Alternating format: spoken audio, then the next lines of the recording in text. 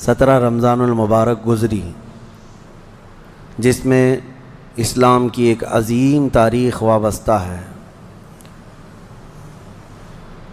17 رمضان المبارک کو یوم الفرقان کہا جاتا ہے۔ یوم الفرقان اس کا ایک نام ہے، یعنی حق اور باطل کے درمیان فرق پیدا کرنے والا دن، جس دن اسلام کی ایک عظیم جنگ بدر واقع ہوئی تھی۔ مجھے احباب سے یہ گزارش ہوئی، یہ خواہش ظاہر کی گئی کہ آج اصحاب بدر کے متعلق پھر سے میں یہاں پر ذکر کروں اور ان کے ناموں کی انشاءاللہ آج تلاوت بھی کروں۔ اس کی وجہ یہ ہے کہ ہمیں یہ ضروری ہے کہ ہمارے بچوں میں یہ عظیم تاریخوں کو منتقل کرتے رہیں۔ کربلا تو ہر سال سنتے ہیں، لیکن پھر کیوں سناتے ہیں؟ اس لیے کہ بار بار سننے سے جذبہ جوان رہتا ہے۔ ہمارے بچوں کو یہ کہانیاں نہیں ہیں، بلکہ ان کے جذبوں کو جوان رکھنے اور حوصلوں کو بلند رکھنے والی یہ دوائیاں ہیں۔ جنگ بدر، جس کو 14 صدیاں گزر گئے لیکن ظالم کفار آج بھی بھول نہیں سکے۔ جنگ بدر کا ایک رخ پوری دنیا جانتی ہے، بلکہ سب چڑھ چڑھ کر کے بیان بھی کرتے ہیں اس کو، یہ دشمنان اسلام۔ اس کا پس منظر کیا تھا، وہ کیوں ہوئی تھی، اس پر کوئی کلام نہیں کرتے، کیونکہ درد مرنے کا زیادہ ہوتا ہے، تو یہ مرے زیادہ تھے۔ اس میں 70 کافر مرے تھے اور 70 قیدی بن کر کے آئے تھے۔ پوری جنگ بدر میں ان کفار کو صرف یہی دکھتا ہے کہ 70 لوگوں کو مارا اور 70 کو پکڑ کر کے قیدی بنا لیا۔ پوری جنگ بدر میں یہی نظر آتا ہے۔ لیکن میرے عزیزو، اگر انصاف کی عینک رکھنے والا غور سے ان حالات کو پڑھے گا تو اس نتیجے کو پہنچے گا، اسلام میں یہ جتنی جنگیں ہوئیں جس میں حضور پاک صلی اللہ تعالیٰ علیہ وسلم تشریف لے گئے، اکثر کا تعلق ڈیفنس سے ہے، یہ ڈیفینسیو رہی ہیں۔ اب میں آپ کو ایک چیز بتاتا ہوں، کیونکہ جنگ بدر کے احوال بتانے سے پہلے اس کا پس منظر بتانا ضروری ہے کہ کیوں ہوئی۔ اچھا، یہ بھی میں آپ کو کلیئر بتا دوں کہ یہ پہلی جنگ نہیں ہے، جیسے کہ مشہور ہے نا جنگ بدر، اس سے پہلے بھی چھوٹی چھوٹی جنگیں ہوئی ہیں، لیکن جو بڑی جنگ جس میں مقابلہ ہوا اور جس میں اللہ نے روشن فتح عطا کی، وہ بدر کی جنگ ہے، 17 رمضان المبارک 2 ہجری کو۔ انشاءاللہ میں سیرت کے درس میں عرض کروں گا، جنگ بدر سے پہلے بھی 6 جنگیں ہوئی ہیں تقریباً، جس میں کچھ صحابہ گئے تھے، کچھ میں حضور بھی گئے تھے، کچھ میں ہلکی پھلکی مڑبھیڑ ہوئی اور کسی میں جنگ نہیں ہوئی، لیکن جو بڑی یعنی صف آرا ہو کر جنگ ہوئی تھی وہ جنگ بدر، یہی 17 رمضان المبارک والی، یہ پہلی ہے۔ جیسے کہ ایک بدر اولا بول کر کے ایک جنگ مشہور ہے، اور بدر ثانیہ اس کو کہتے ہیں، یہ 17 رمضان المبارک والی، میں اس کو انشاءاللہ سیرت کے بیان میں عرض کروں گا۔ آج اس پر ہم فوکس کرتے ہیں کہ کیوں ہوئی۔ 13 سال مکہ مکرمہ میں نبی پاک صلی اللہ تعالیٰ علیہ وسلم نے گزارے اعلان نبوت کے بعد۔ ویسے تو 53 سال آپ وہاں رہے، 13 سال اعلان نبوت کے بعد کیا کیا تکلیفیں نہیں اٹھائیں۔ آپ نے سیرت کے درس میں بھی سنا ہوگا، اس رسول محترم صلی اللہ تعالیٰ علیہ وسلم کو مارا بھی گیا، پیٹا بھی گیا، ان کے ساتھیوں کو طرح طرح کے عذابات دیے گئے۔ تاریخ آج محفوظ ہے، لیکن ظالموں کو یہ نظر نہیں آتا آتنک کون پھیلایا ہوا تھا۔ یہی کفار تھے، یہ مشرکین تھے، یہ دہشت گرد تھے۔ مجھے بتاؤ، رسول پاک کے غلاموں کو سولی پر لٹکا کر ان کی ناک کاٹنا، ان کے کان کاٹنا، ان کے ناخنوں کو پکڑ سے کھینچنا، کیا یہ دہشت گردی نہیں ہے؟ حضور پاک صلی اللہ تعالیٰ علیہ وسلم کے چہیتے صحابی حضرت عمار بن یاسر کو انہوں نے آگ میں جلایا تھا۔ حضرت بلال حبشی کو تو روزانہ رسی پیر میں ڈال کر کھینچا جاتا تھا۔ حضرت عامر بن فہیرہ، حضرت ابو فقیہہ، حضرت خباب ابن الارت، حضرت خبیب ابن عدی، حضرت سیدہ سمیہ، ان کو تو گھوڑے کے پیروں میں باندھ کر کے شہید کر دیا گیا تھا۔ کیسے طرح طرح کے عذابات دیے تھے کفار مکہ نے، ایک دو نہیں ہے، ظلم کی ایک لمبی داستان ہے۔ اور پھر پلس اس پر نبی پاک صلی اللہ علیہ وسلم کو ان کے خاندان سمیت سوشل بائیکاٹ کر کے رکھنا، حضور نے 3 سال تک 2 پہاڑیوں کے بیچ کے درے میں گزارے ہیں، اور ایسے کہ پورے مکہ والے پہرا لگا کر بیٹھتے تھے 24 گھنٹے تک نگرانی کہ کوئی جا نہ پائے حضور تک، ان کے خاندان تک۔ ان دنوں میں نبی پاک صلی اللہ علیہ وسلم پتے کھاتے رہے اور چمڑوں کو ابال کر کے پانی میں وہ کھاتے رہے۔ 3 سال گزرے ہیں، جبکہ مشرکین مکہ میں سے ہی کچھ اہل خیرت جو تھے انہیں رحم آ گیا ان معاملات کو، اور انہوں نے یہ معاہدہ توڑا۔ وہ آ کر کے، کوئی دوسرے نہیں، صحابہ نے نہیں، جو کافر تھے انہی میں سے 10-12 لوگ، انہوں نے دیکھا اتنی تکلیف یہ ہم میں ہی سے تو ہیں، اور وہ بھی قریش خاندان جو ہم میں سے سب سے معزز خاندان ہے، اس کا ایسا بائیکاٹ کرنا کہ ان تک ایک چاول کا دانہ نہ پہنچے، یہ کیسی مصیبتیں ڈال کر رکھی گئیں اپنے بھائیوں پر۔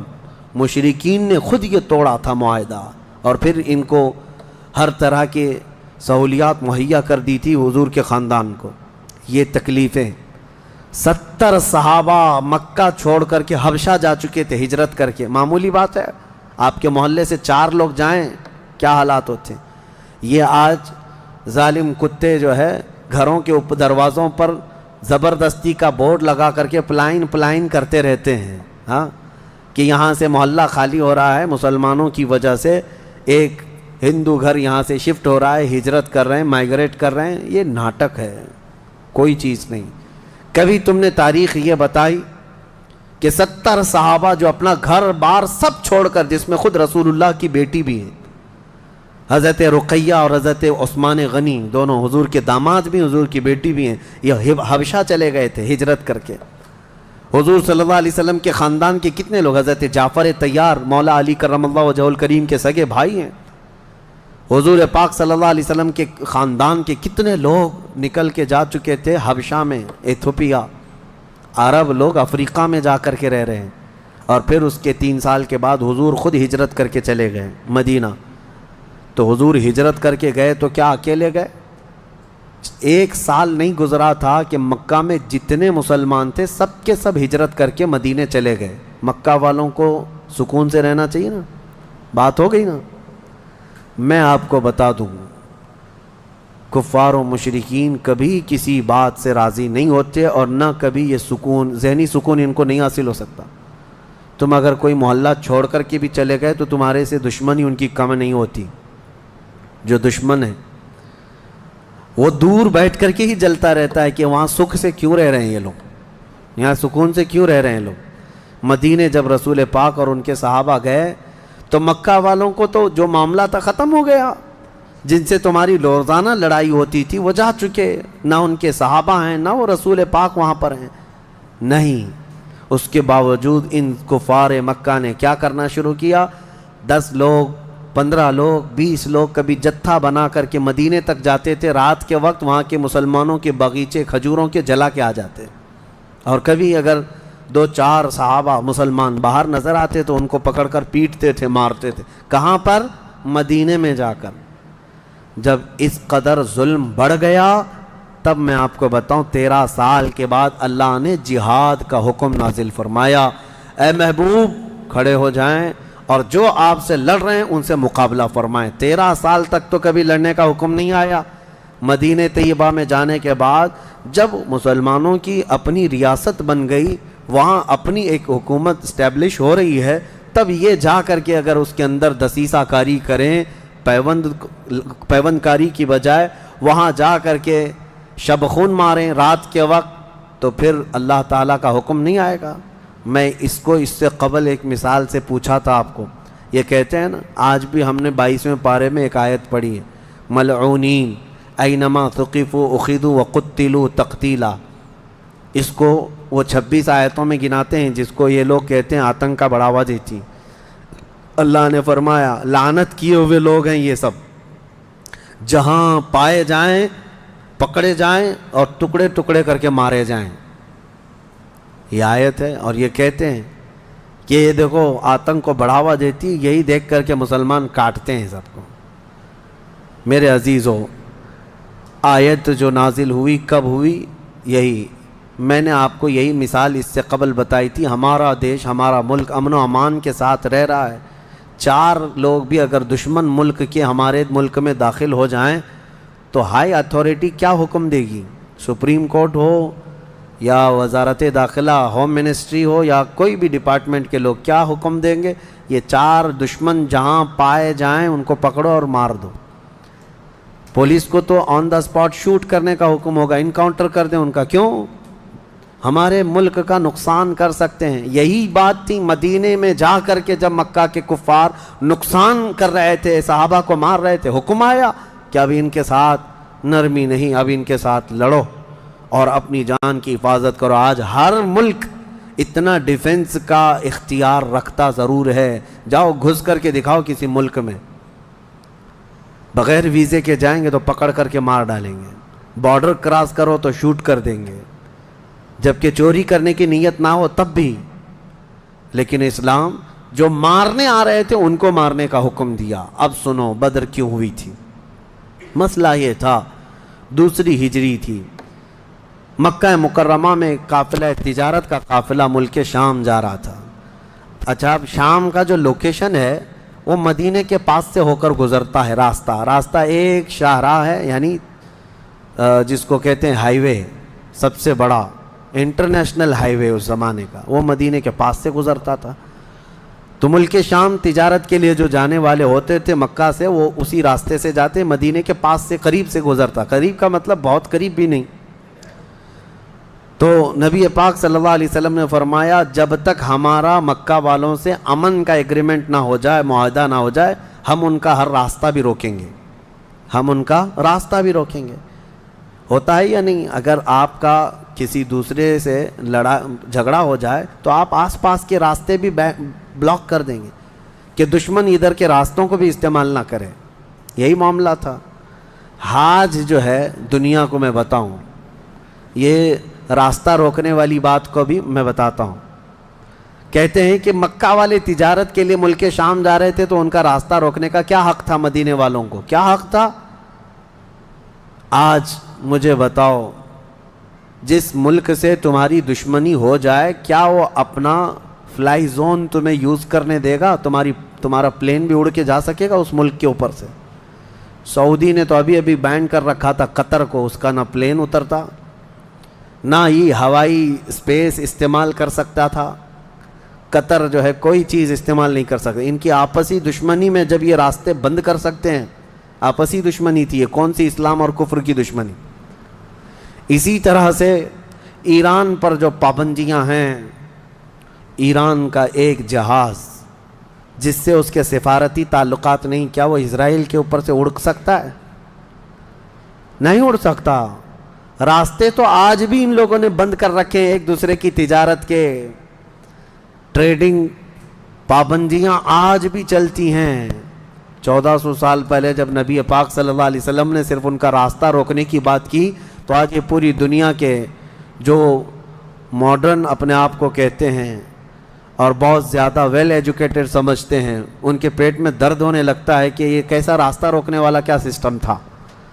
راستہ روکنے والا وہی سسٹم تھا جو آج تمہارا باپ روکتا ہے امریکہ۔ جس طرح سے لوگوں کے اوپر تجارت کی پابندیاں لگاتا ہے، جس طرح سے ہائی ڈیوٹی کسٹم لگا کر کے لوگوں کی اکنامک کو گراتا ہے، یہ تو وہی سسٹم ہے نا۔ لیکن نبی پاک صلی اللہ علیہ وسلم نے ایسا نہیں کیا تھا۔ صحابہ کرام کو مدینے سے کہا کہ دیکھو اگر ان کا قافلہ تجارت کا شام جا رہا ہے تو ہم جائیں گے، راستہ روکیں گے۔ حضور اپنے صحابہ کو لے کر نکل پڑے۔ یہ 17 رمضان جنگ بدر کی بات نہیں کر رہا ہوں، اس سے پہلے کی بات کر رہا ہوں، 6 مہینے پہلے حضور گئے، چند مہینے پہلے یا چند دن پہلے، ایگزیکٹ نہیں کہہ رہا ہوں۔ تو ابو سفیان قافلہ تجارت کا جو لے کر جا رہا تھا وہ سپہ سالار یا امیر قافلہ تھا، اس کو خبر ہو گئی کہ نبی پاک صلی اللہ تعالیٰ علیہ وسلم اپنے صحابہ کے ساتھ میرا راستہ روکنے آئے ہیں، تو راستہ کاٹ لیا اور ملک شام دوسرے راستے سے پہنچ گیا۔ حضور پاک صلی اللہ علیہ وسلم کو نہیں ملا، حضور واپس مدینے آ گئے۔ کئی دن گزرے، ملک شام میں اس نے تجارت کی، خوب نفع کمایا اور واپس مکہ تو جانا تھا۔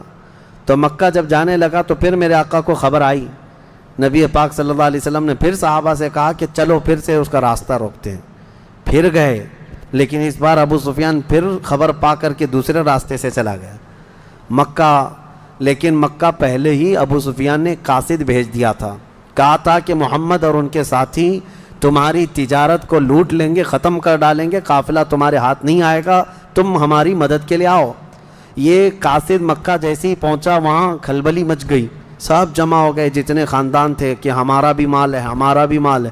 اور ابو جہل تو بھڑکا رہا تھا, خوب بھڑکا رہا تھا, سب کو جمع کر لیا. لیکن اتفاق ایسا کہ وہ مکہ والوں کے نکلنے سے پہلے ابو سفیان اپنی تجارت کا قافلہ صحیح سلامت مکہ لے کر پہنچ گئے. بات ختم ہو گئی, تجارت کا قافلہ آ گیا. جو سمجھ بوجھ والے تھے انہوں نے خیر منائی, کہا کہ چلو ہمارا مال پہنچ گیا, اب ضرورت نہیں جانے کی. لیکن ابو جہل کسی بات پر خاموش نہیں تھا, کہا کہ نہیں, ہم محمد اور ان کے ساتھیوں کو مزہ چکھائیں گے کہ انہوں نے روکنے کی کوشش کیوں کی. اگر آج ہم ان کا مقابلہ نہیں کریں گے تو آگے ہماری تجارت کے لیے بڑے مسئلے پیدا ہو جائیں گے. اور اس کے بعد سب کو بھڑکاتا رہا.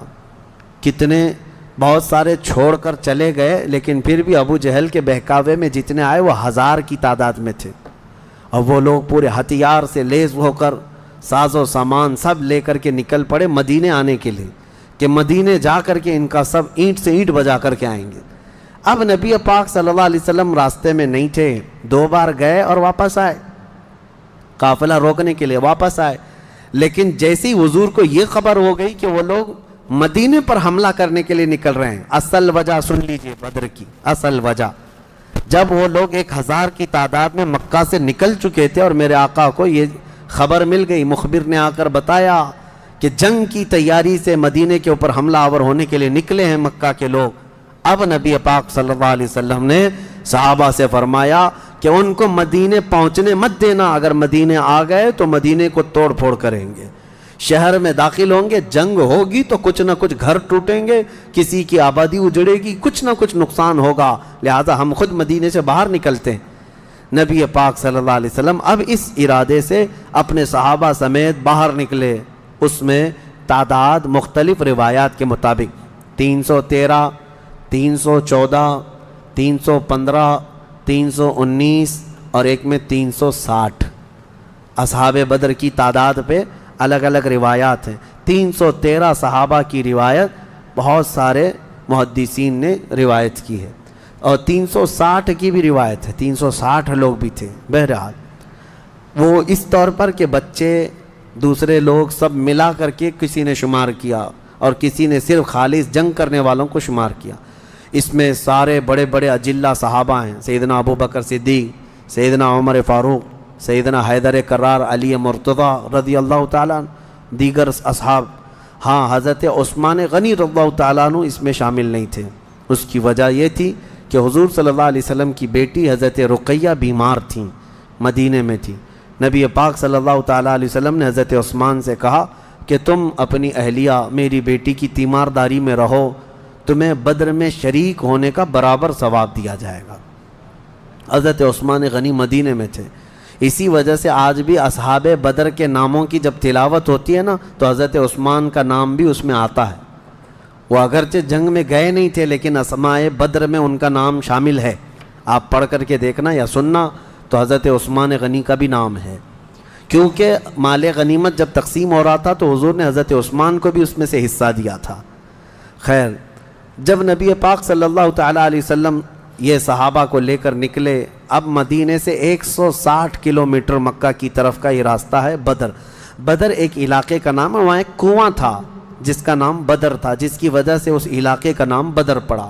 اب حالات دیکھیں کیسے آزمائش کے بڑھتے گئے. میں مختصراً انداز میں آپ کے سامنے رکھوں گا. یہ جنگ کا پس منظر تھا, حضور لڑنے کے لیے گئے نہیں تھے بلکہ ڈیفینس کے لیے, کہ مکہ والے نکل چکے تھے. اب مکہ والے آ کر جس جگہ پڑاؤ کیے وہ بھی بدر تھا, وہاں کنواں تھا, پانی تھا, اس کے لیے وہاں پر ان لوگوں نے بھی قیام کیا. میرے آقا صلی اللہ علیہ وسلم نے بھی اپنا لشکر انداز کر دیا.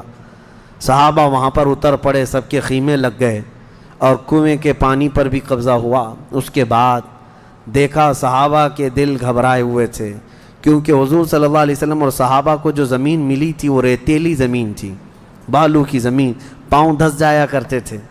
اور کفار مکہ جہاں پر اترے تھے وہ تو سخت سپاٹ فلیٹ زمین تھی، مٹی کی زمین تھی، اور اس میں گھوڑے اچھی طرح دوڑتے تھے۔ یہ ریتیلی زمین پر گھوڑوں کے پیر بھی گھس جاتے اور انسانوں کے بھی۔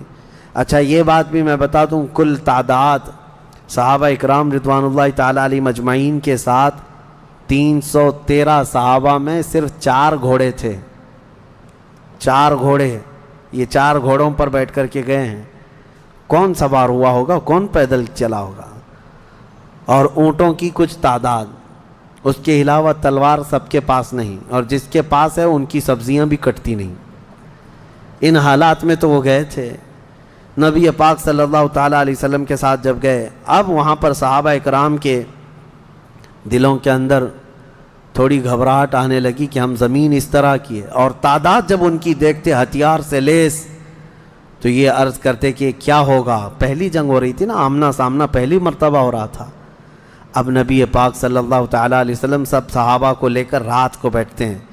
اب اس میں جو نبی پاک صلی اللہ تعالیٰ علیہ وسلم کے سامنے صحابہ اکرام سے مشورہ ہو رہا تھا، اب وہ ایمان کی بات ہے۔